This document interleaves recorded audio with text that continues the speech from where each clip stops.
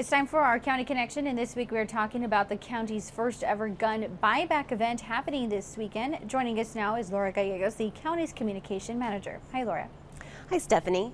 We've talked about this a little earlier in the month, but now that the event is happening this weekend, we want to remind the community how it will work and why the county is hosting the gun buyback event to begin with. This is where anyone is welcome to bring different types of firearms to be turned in to law enforcement, and in return, you'll receive compensation in the form of gift cards with the value depending on the type of gun turned in. Here's more from the Juvenile Trial Team Chief of the El Paso County Attorney's Office. So the point of this specific pilot, and hopefully pilots going forward and other events like this, is to get guns out of the hands of our children and off the streets. And Laura, how did this event come together? Sure. It's a collective effort with the El Paso County Sheriff's Office, County Commissioner Carlos Leon's office, and the County Attorney's Office. These departments spearheaded this event after seeing an uptick in juvenile crime involving firearms here in El Paso.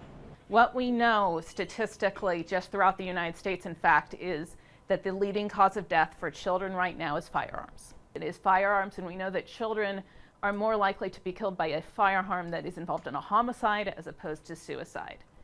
All right, Laura, and what do people need to know about the process on the day of the event?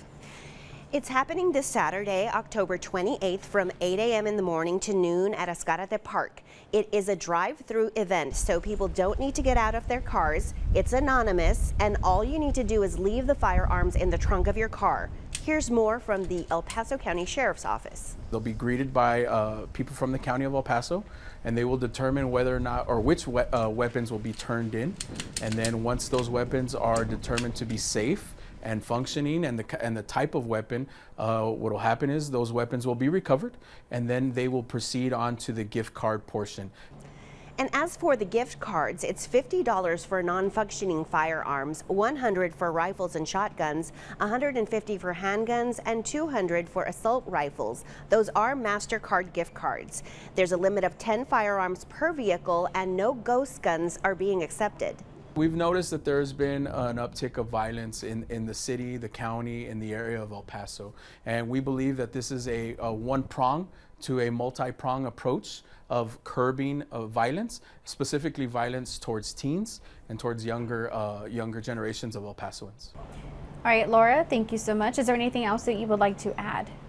This is a pilot program, so we are hoping to learn more from the turnout on Saturday and hopefully have more of these events in other parts of the county in the future. If all goes well, Congresswoman Veronica Escobar will also be there to support the effort.